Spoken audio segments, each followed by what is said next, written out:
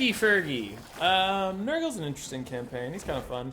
I really like his Plague Ink mechanic where you're just building up a deadly toxin. That's pretty great.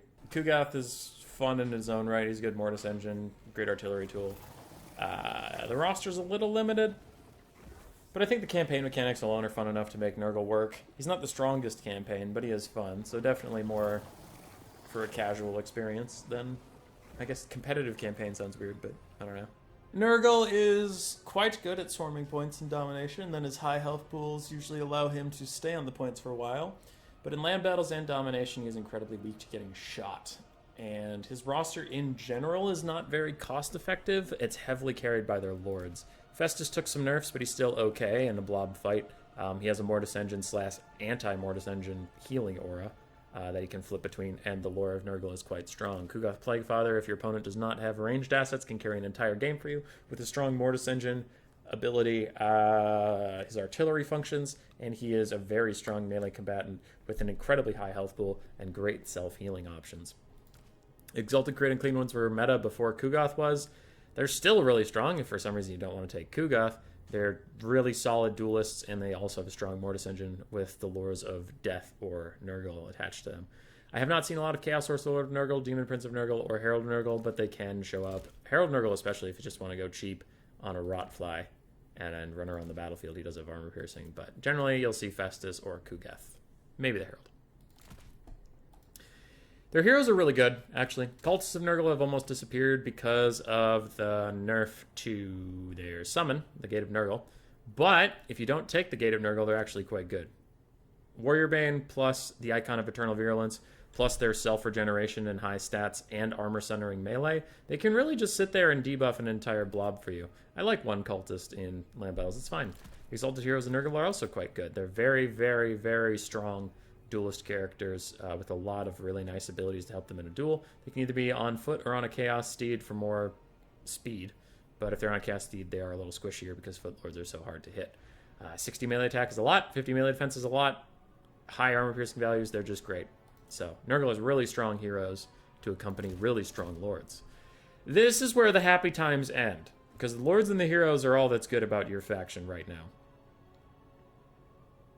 Nurglings are, for 350 gold, okay. They have Vanguard, they're cheap and chipper, but they're gonna die. They have 0 armor, they die to a lot of stuff. Marauders of Nurgle are fine. Plaguebearers suck.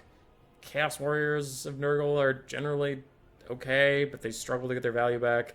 And Exalted Plaguebearers are good, but they're very expensive.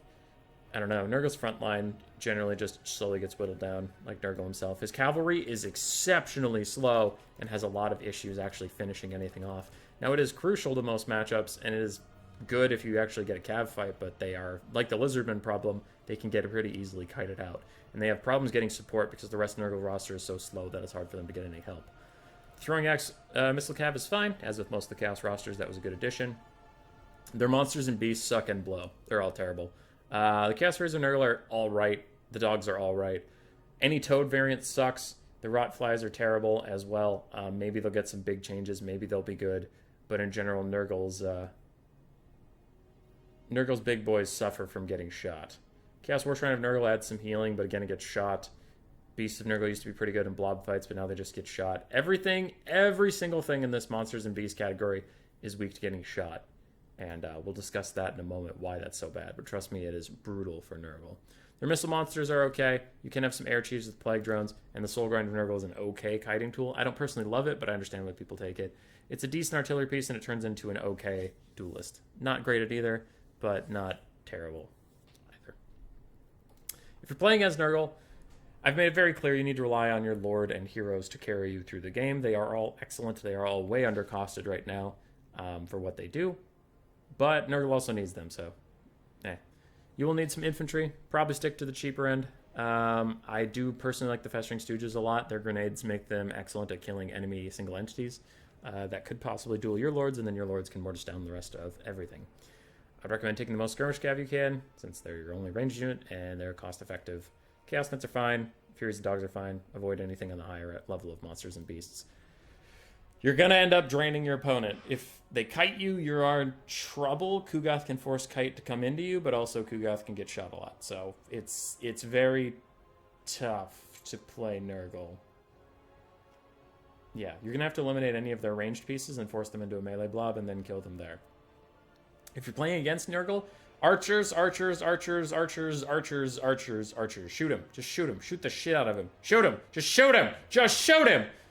Please, for the love of God, don't try to outblob Nurgle. It's not going to work. It's just not. Don't opt into his Mortis engines. Only throw in 1 infantry at a time if you have to. Heavy cavalry can do pretty well, but archers are great. Archers are excellent against the entire monsters and beast category. Archers are excellent against all the lord options except for the herald on a rotfly. Archers are excellent against all the infantry except for chaos warriors with shields. It's just, archers are great. So what you want to do is you want to pick a faction that has a good amount of range. Spam the cheapest range options you can, because if you go expensive, Stream of Corruption or Fury Dives or something would like to have a word with you. Cheap archers are the name of the game. Monstrous infantry to protect them is also quite good. Your frontline needs to hold. Don't try to go damage frontline into Nurgle. His health pools are too large. And a lot of his units have high melee defense, so you're just not going to kill him in the melee. You need to hold him in the melee and shoot him. Right? That's all you have to do. You will need some decent single entity killing prowess for either the Soul Grinders or Kugath or Festus or any of those things. But archers can also do the job. So there's 2 ways to play this. Either get a lot of large, armor-piercing, anti-large, single-entity duelist-type characters. Like for the Tomb Kings, you could get the Necrosphinx ROR is pretty good with a healer to support it. You could get the Bloodroot Behemoth Gorgon for the Beastmen, something like that. Or you could get a crap ton of archers and go extremely wide and just whittle Nurgle down. Or you could do kind of a mix of both. What you never want to do is try to just beat Nurgle in the melee or like hard rush him. That's just not going to work. Listen, we have to warn them. The Jaegers, the breach, the plan. It's not going to work. Rawr. Subscribe, yes, yes.